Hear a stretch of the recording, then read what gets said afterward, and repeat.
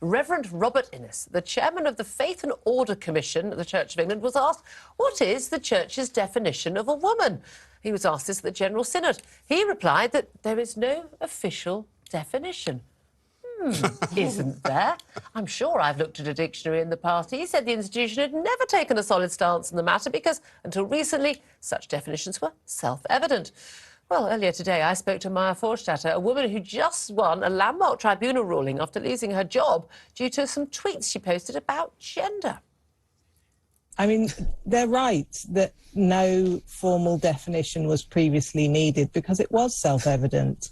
You know, the existence of the two sexes predates human beings. You know, you can go back to the Bible or you can go back to biology. It doesn't matter. Well, current guidance says the Church can marry a transgender couple as long as they're the opposite sex to each other at the time of the ceremony, even though they won't marry a lesbian or a gay couple, one of whom isn't trans. That's how mad. Work that out. I mean, I'd say the idea that there isn't a definition of woman. Yes, there is. Let's get a dictionary right now. Adult human female. I'm one, you're one. You two aren't. It's really complicated. And until about 2 years ago, no one found this difficult. What's going on? OK, but maybe he was saying that actually the Church of England didn't see the need themselves to create their own formal definition because there's an Oxford Dictionary definition. Was that... Maybe he was... Has he been misquoted? You don't get to make up your definitions of what words mean. And maybe that's how we communicate. Exactly. Maybe that's what he was trying to say, that actually we don't need to define it because someone else has already defined it, and it's self-evident. He was trying to wriggle out of it, like everybody is. I mean, who knew that this would become the most difficult question to answer in the world? Does a woman have a penis? Yeah, does a woman have a penis, and what is a woman? I mean, it's incredible, isn't it? This is the thing, is that I think we've really become obsessed with this defining a woman. We're not having the same issue with defining a man. I am.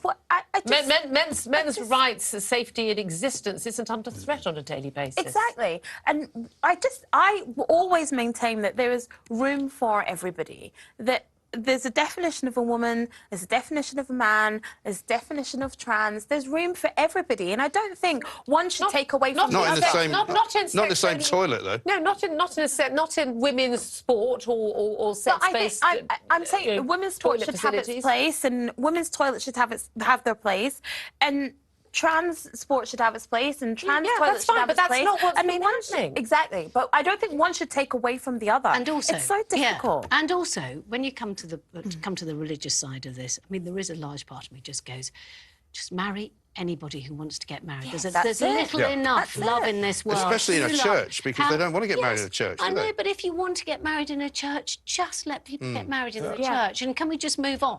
And it's good for income as well. England could be too picky. They're barely No, exactly. Well, and they earn more fees if they marry people. You know, they get we are talking about the Church of England where the Archbishop of Canterbury is not actually sure if God exists. You know, I mean, so the fact that they don't know what a woman is, isn't that surprising? But this is the thing. Everyone now describes the Church of England as just the Labour Party at prayer. I mean, they've gone so sort of woke and so out of touch with how ordinary people think. And again, this isn't transphobic at all. This is just a trans woman is a trans woman, a woman is a woman. This isn't complicated. We all know what a woman is. We know what a baby girl is, what a baby boy is.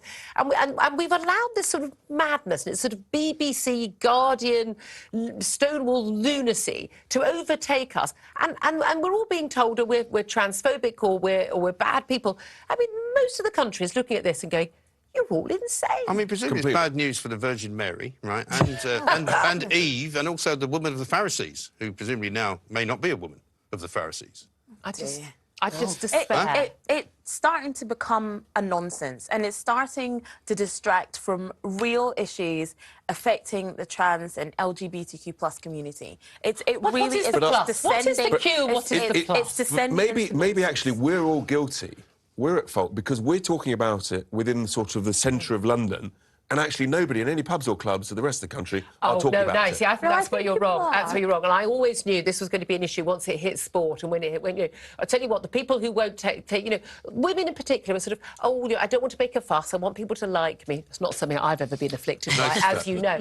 But men, dads, you get like my husband, or and other dads, you find out that their 15-year-old daughter has to share a changing room or a toilet with a 15-year-old boy, or a tent on a girls' guides trip, or they can't win any sort of medals in sport because two boys who claim they're girls are winning all the medals. I tell you what, They are talking about it. Or that, I mean, that will infuriate people, you know, as that starts to happen, which is obviously very, very recent. Yeah. And I think is really starts to wind people up. Yeah, absolutely.